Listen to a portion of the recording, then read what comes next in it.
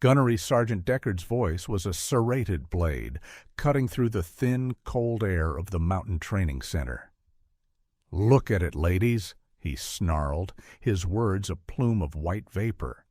His gaze was fixed on one recruit, but his venom was for all to hear.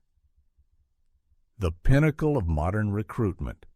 Private Sharma couldn't find her own backside with both hands and a map, but here she is, taking a spot a real soldier could have used. The platoon stood in rigid formation, their breath misting in the pre-dawn chill. They were 30 men and 1 woman. Private Anya Sharma stood perfectly still. Her M4 rifle was held at the low ready, her posture immaculate. Her face, framed by a tightly secured patrol cap, was a mask of placid neutrality. She stared straight ahead, her dark eyes fixed on the distant, snow-dusted peak of the mountain they called the Widowmaker. She did not flinch. She did not blink. She absorbed the humiliation as a stone wall absorbs the wind. It touched her, but it did not move her. "You think this is a game, Sharma?"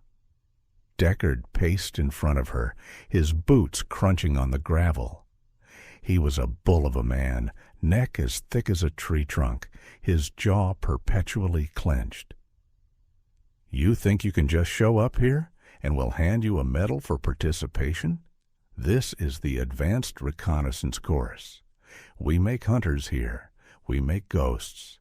We don't make whatever you are." A few of the recruits shuffled their feet. A low chuckle rippled through the back rank. They were tired, cold, and on edge. Directing their misery toward a single, sanctioned target was a welcome relief. Sharma's silence was her shield. It was a deep, unnerving quiet that seemed to infuriate the gunnery sergeant more than any backtalk ever could. He wanted a reaction. He wanted tears, or anger, or a crack in her composure. He received nothing. "Is there something wrong with your ears, Private?" Deckard leaned in, his face inches from hers. The smell of stale coffee and pure malice washed over her. "I asked you a question." "No, Gunnery Sergeant," she said. Her voice was low, calm, and utterly devoid of emotion. It was as flat and even as a frozen lake.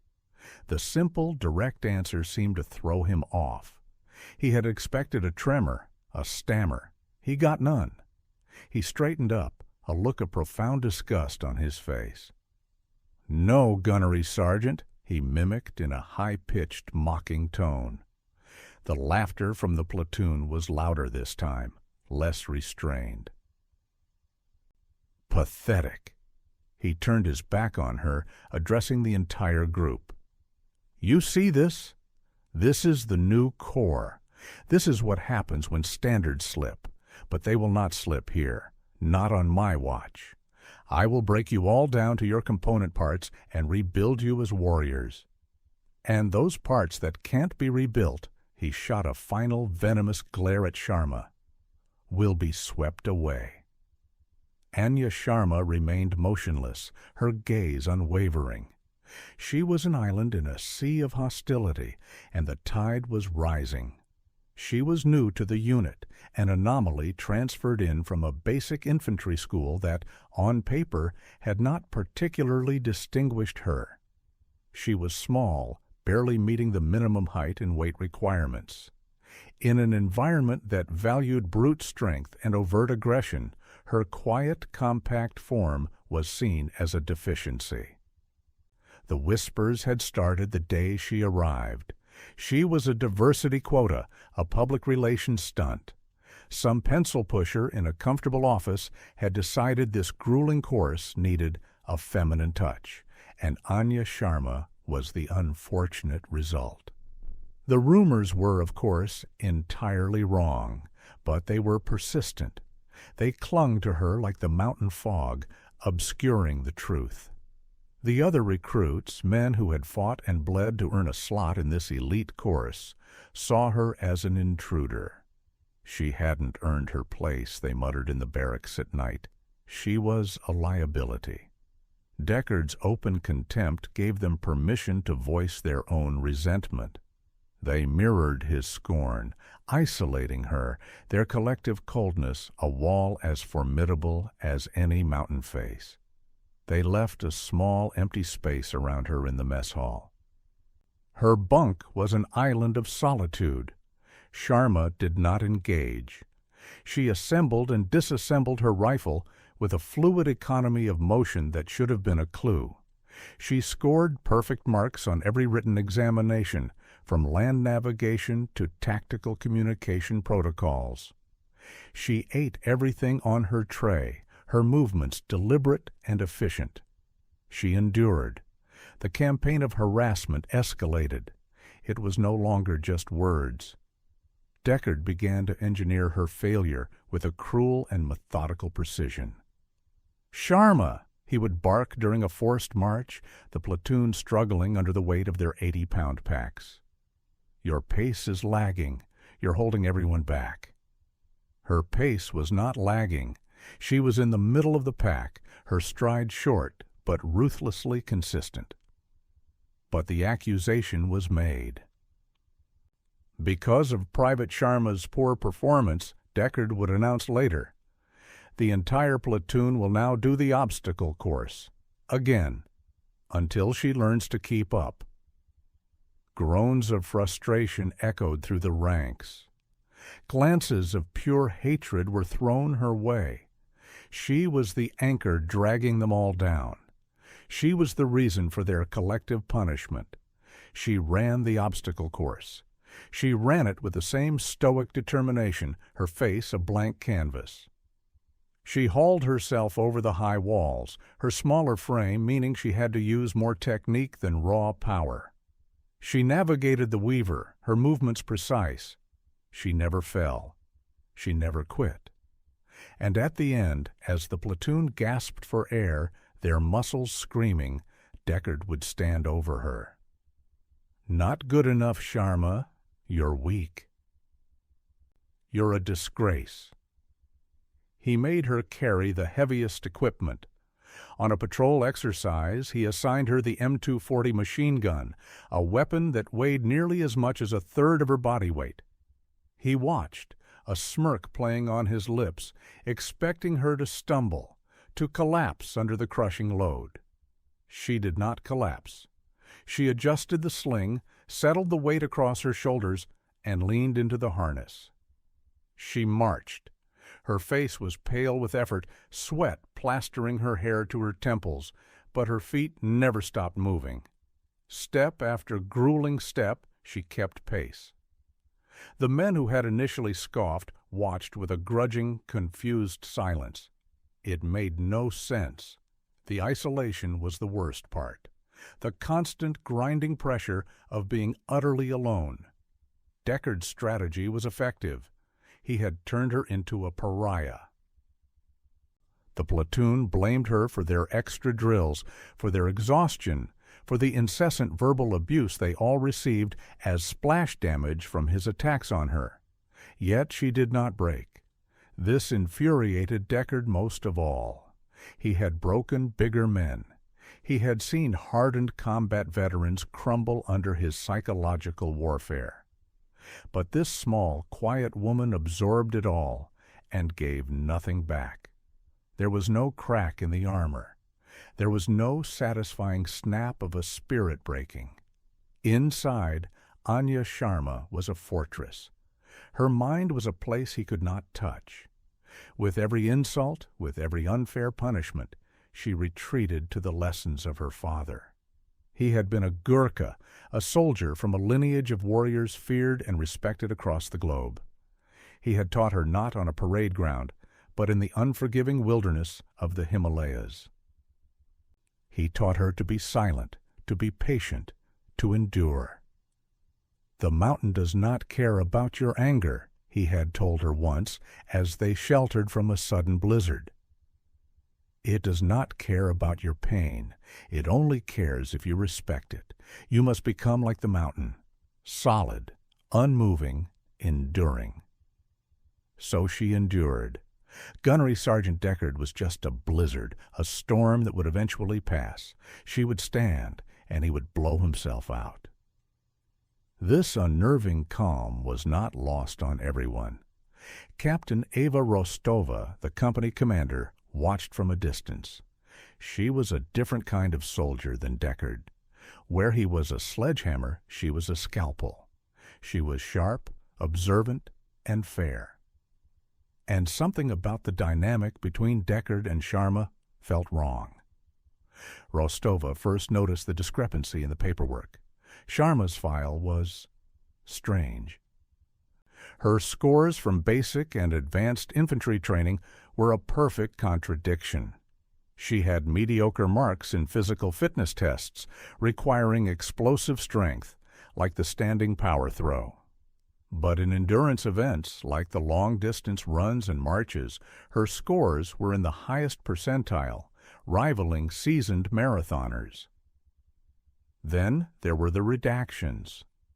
Whole sections of her service record were blacked out, stamped with a classification level far above what a standard infantry private should possess.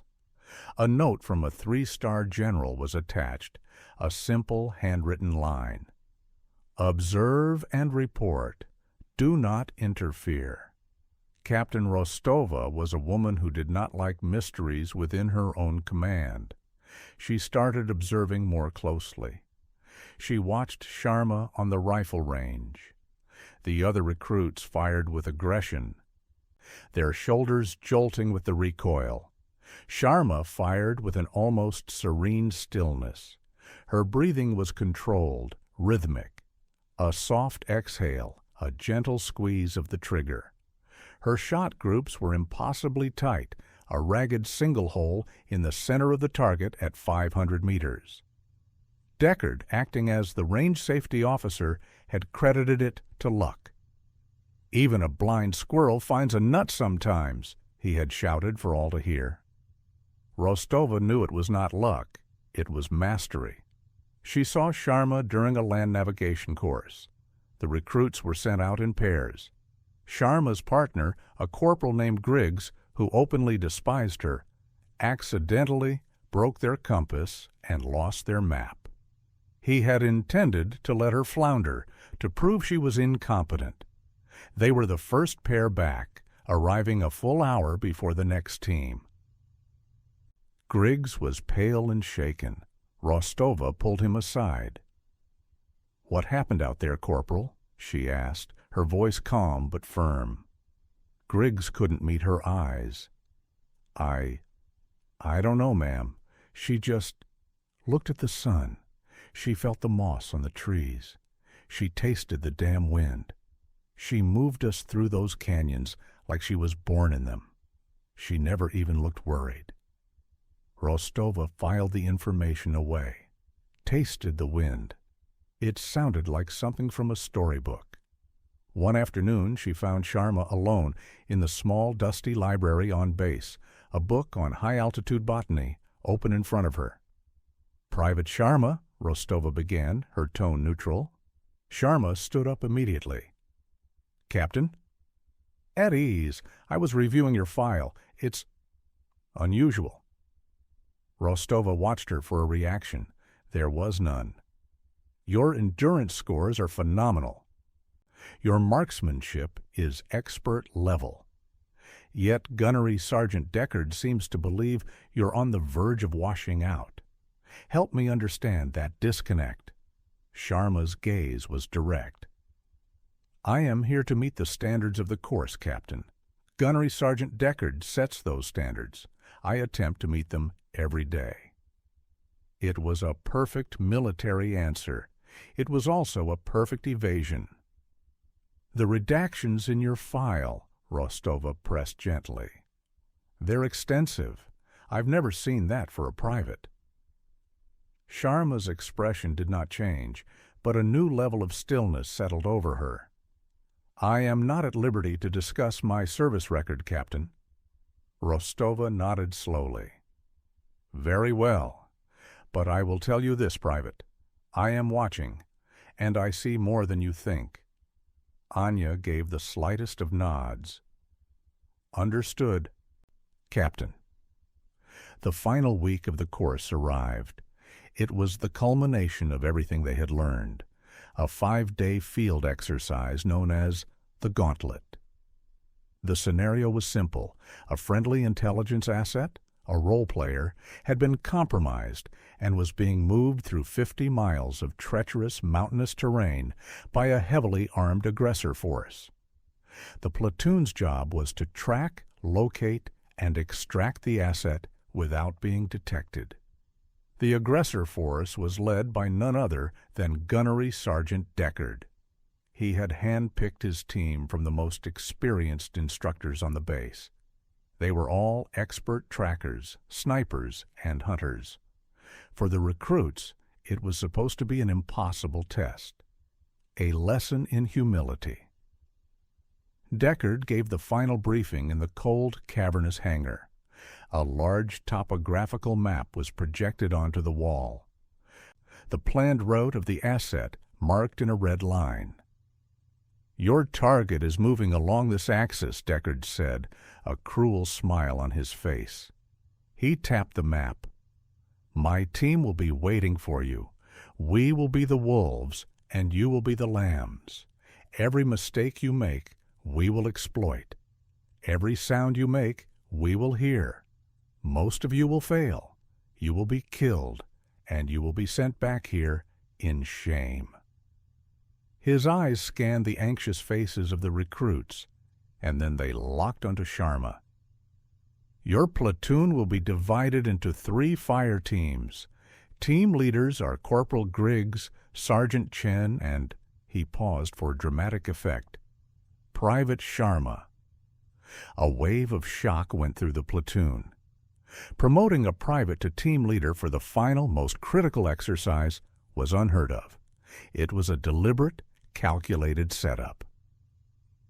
He was putting the fate of a third of the platoon directly onto her shoulders. Griggs and Chen were experienced non-commissioned officers. Sharma was a private who, in Deckard's narrative, could barely tie her own boots. "That's right," Deckard sneered, enjoying their confusion. "Private Sharma will be leading Alpha Team. Let's see what she's made of."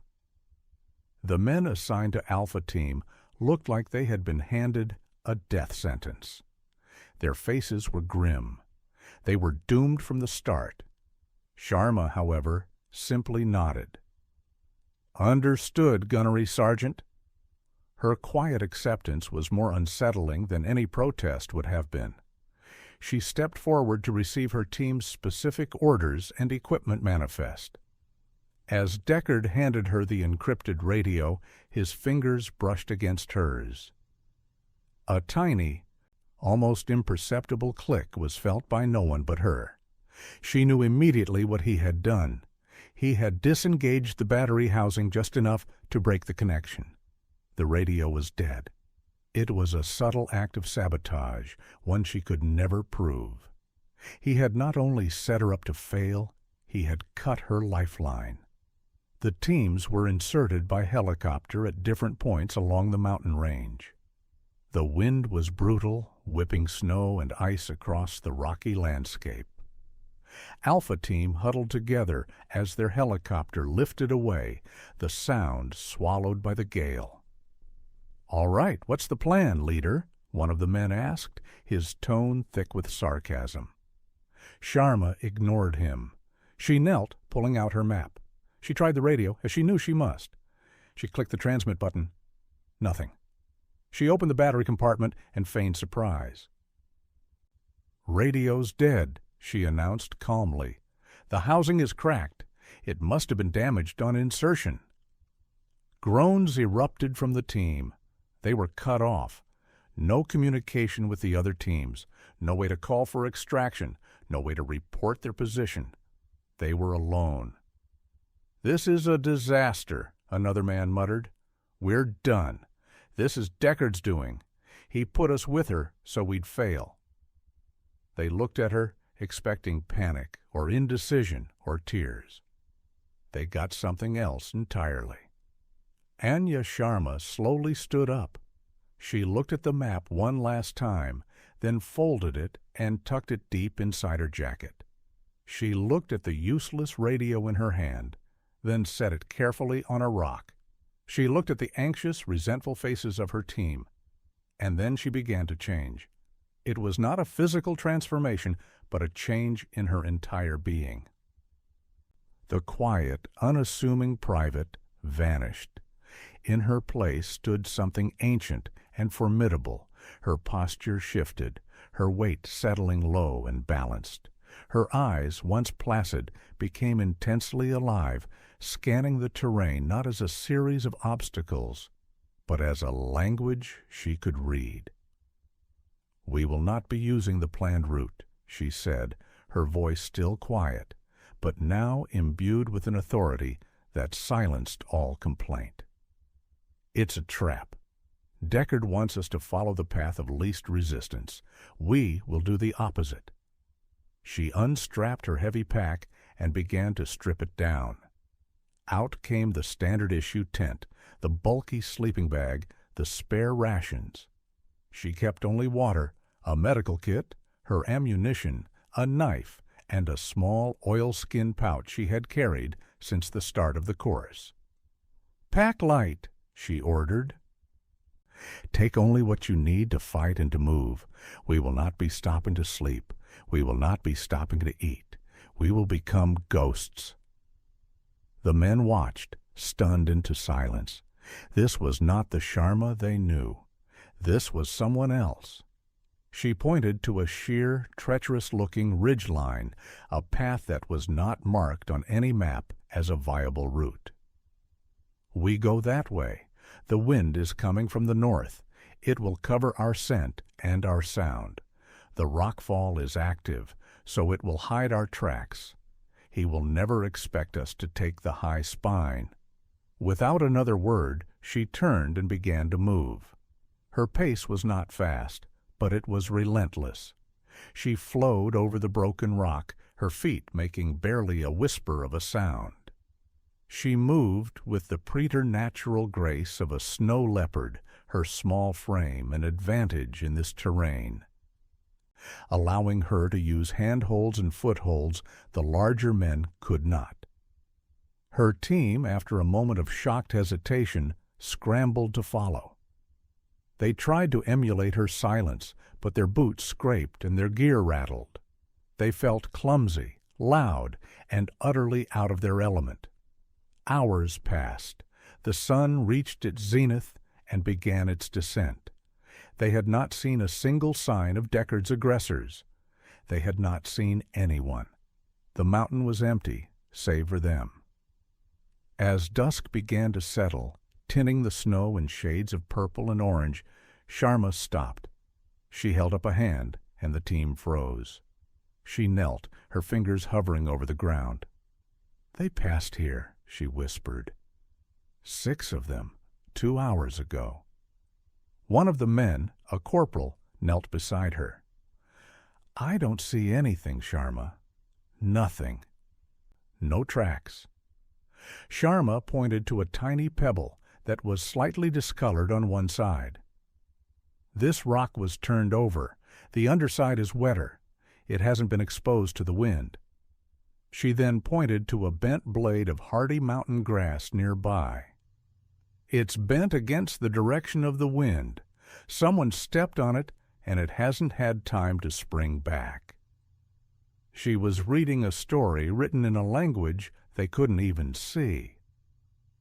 "Their pace is slow," she continued, her eyes scanning the path ahead. "They are carrying a heavy load, the asset, and they are confident. They are not trying to hide their trail from this direction. They think we are still miles behind them, on the other side of the valley." She opened the small oilskin pouch she had kept. Inside was not modern gear, but a collection of small, strange objects. Chalk, bird feathers, a piece of polished obsidian. She took a single feather and wedged it into a crack in a rock, pointing in the direction they were going. "What's that for?" Griggs asked, his voice now laced with genuine curiosity instead of scorn. "For the others," she said simply. "If they are smart enough to look for a path that makes no sense, they will find our trail." She started moving again, faster now. She was no longer just a soldier. She was a predator. She used every fold in the terrain, every shadow, every gust of wind to her advantage. They moved through a known aggressor patrol area, passing within 50 feet of a two-man sniper hide. Sharma spotted them by the unnatural stillness of a bush and the faint glint of an anti-reflection device on a scope. She guided her team around them without a sound. The snipers never knew they were there. The men of Alpha Team were no longer resentful. They were in awe. They were witnessing a level of fieldcraft that did not exist in any training manual. It was primal, intuitive, and absolutely lethal. They had been fools. They had been blind. This was not a liability. This was a weapon. Late into the night, they crested a final ridge. Below them, in a small, sheltered basin, was a temporary camp. A single tent was lit from within. 4 figures stood guard. The asset was inside. And standing by a small fire, sipping from a canteen, was Gunnery Sergeant Deckard. It was his command post. "This is it," Sharma whispered. Her team readied their weapons, their adrenaline surging. This was the moment of truth, the culmination of the entire exercise. "Wait," she commanded softly. The men paused, confused. She looked at them, her eyes gleaming in the faint starlight. "My orders were to lead this team. Your orders are to extract the asset. Your part of the mission begins now. Create a diversion on the east side. Draw the guards away. I will get the asset." "But what about you?" Griggs asked, his voice filled with a respect that bordered on reverence. "We need to stick together." A faint, almost imperceptible smile touched Sharma's lips. "The gunnery sergeant gave me a specific challenge. I have to deliver a specific answer." Before they could argue, she was gone. She did not run. She simply melted into the shadows. One moment she was there, the next she was a part of the night. The team, now unified by their shared awe, moved to create the diversion. A thrown rock, a snapped branch, enough to draw the attention of the confident guards. As they moved east, the path to the tent cleared. Deckard felt a chill run down his spine, a primal instinct screaming that something was wrong. He dismissed it as the cold. He was safe. He was in control. His sensors were out. His men were alert. The recruits were blundering through the valley 10 miles away, lost and defeated. He had already called in a preliminary report to Captain Rostova, marking Alpha Team as a catastrophic failure, with Sharma likely having deserted her post in a panic. He was savoring his victory. He turned to enter his command tent, to check the map one last time. He pushed aside the flap, and his blood ran cold. The asset, the role player, was gone. In his place, sitting perfectly in the center of the tactical map that was spread on the folding table, was a single, small object. It was a coin, a strange, foreign coin, heavy and ornate, bearing the image of crossed kukri knives. A kukuri, the symbol of the Gurkhas.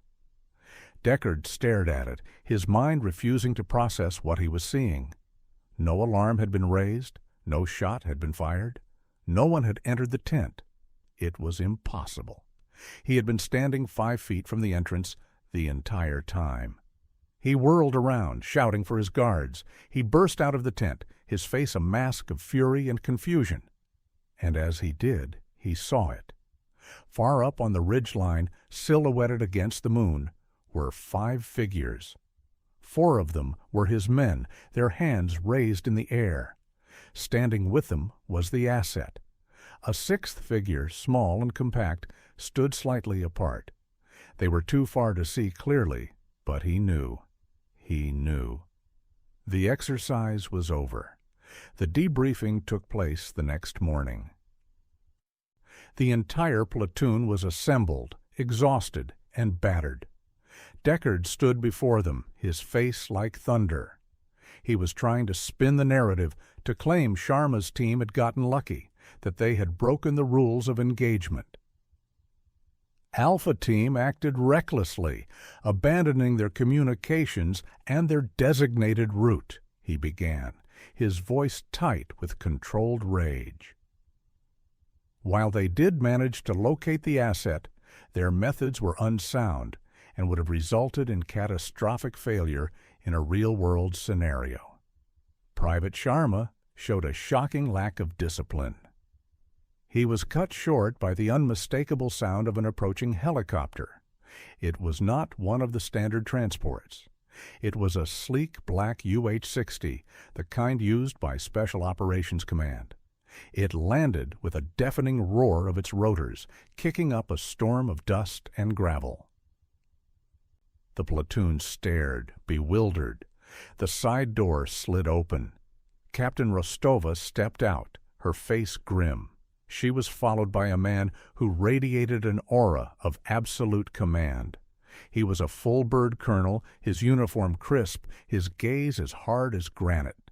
On his shoulder was the patch of a unit so secret most of the men didn't even recognize it.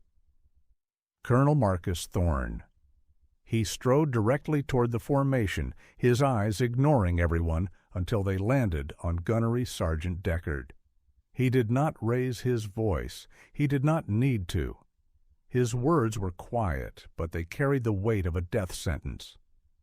"Gunnery Sergeant Deckard," he said, his voice like ice. "I have your report. Catastrophic failure, shocking lack of discipline, desertion." Deckard's face went pale. "Colonel, I was just debriefing the—" "You are relieved of this debriefing," Thorne cut him off. He turned to Captain Rostova. "Captain, play the feed."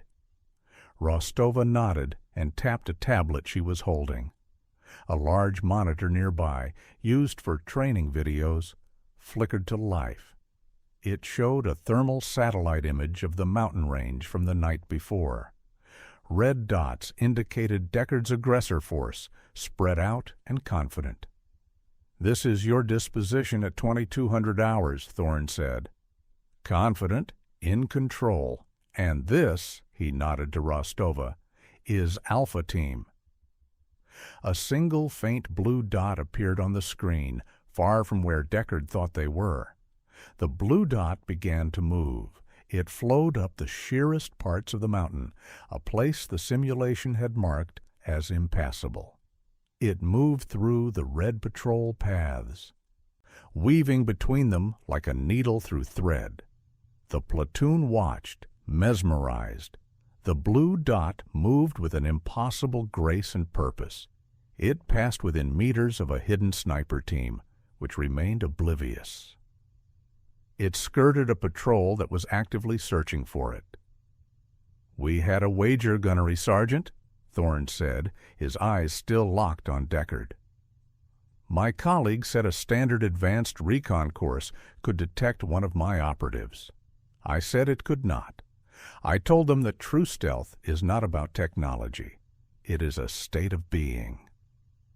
The blue dot on the screen arrived at the ridge above Deckard's camp. Then it vanished. It simply ceased to be on the thermal imaging. "What you are seeing," Thorne explained to the stunned platoon, "is an operative deploying countermeasures that defeat thermal observation. A technique that is not in any of your manuals. It involves using the ambient temperature of the rock and the wind to mask one's heat signature completely."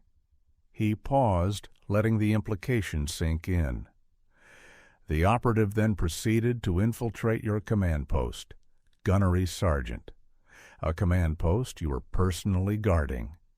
She neutralized the asset, and as a personal courtesy to me, left a calling card. Thorne reached into his pocket and held up the Gurkha coin. He tossed it, and it landed with a soft clink at Deckard's feet. Deckard stared at the coin as if it were a venomous snake.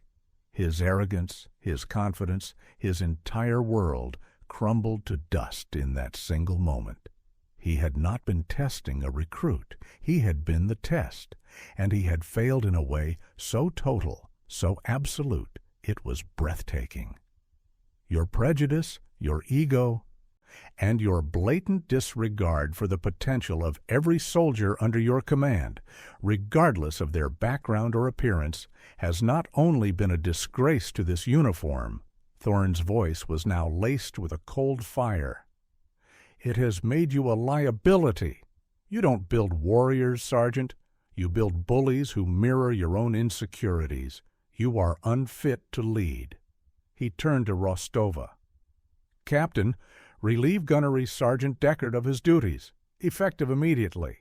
His new assignment will be managing the inventory at the supply depot in Thule, Greenland. I trust the climate will be bracing. A collective silent gasp went through the platoon. Thule. It was the career equivalent of being exiled to Siberia, a public, humiliating, and permanent end. Deckard stood there, stripped of his authority, his reputation, his entire identity, in front of the very men he had terrorized. He looked broken, smaller. Colonel Thorne then turned to the platoon. His gaze fell upon the woman standing at the edge of the formation. "Sergeant Sharma," he said, his voice now filled with professional respect, "your evaluation is complete. Welcome home." He had called her Sergeant. Anya Sharma stepped forward. The stoic mask was gone. In its place was the quiet confidence of a professional among peers. She gave a slight nod to the colonel. "Good to be back, sir," she replied. The men of the platoon stared at her as if seeing her for the first time. The quiet private, the weak link, the target of their scorn, was a ghost, an elite operative from a unit they could only dream of joining. Their contempt curdled into a profound, stomach-churning shame, quickly replaced by a wave of pure, unadulterated awe. Griggs, the corporal who had been on her team, took a hesitant step forward. He looked her in the eye, his face a mixture of apology and admiration. "Sergeant," he began, his voice rough with emotion, "on behalf of all of us, what you did up there, it was the honor of my life to witness it. We were wrong." Sharma looked at him, and for the first time a genuine warmth entered her eyes. She gave him a short, sharp nod. It was an acceptance, an absolution. Captain Rostova approached her, a look of deep understanding on her face. "Your file makes a lot more sense now, Sergeant. I should have trusted my instincts." "You are a fair officer, Captain," Sharma said. "That is all anyone can ask." Colonel Thorne gestured toward the waiting helicopter. "We have a flight to catch, Sharma. Your real work begins now." She walked toward the black helicopter, her stride confident and purposeful. She was no longer an outsider. She was the standard. As she climbed aboard, she looked back one last time at the platoon of men who were still standing in stunned silence, their world reordered. She had arrived as a pariah and was leaving as a legend. The helicopter lifted off, its rotors washing over the formation one last time. They watched it disappear into the bright blue sky, a black speck against the vastness of the mountains. On the gravel parade ground, a single coin with two crossed knives lay glinting in the sun, a silent testament to the fact that the quietest soldiers often carry the sharpest blades.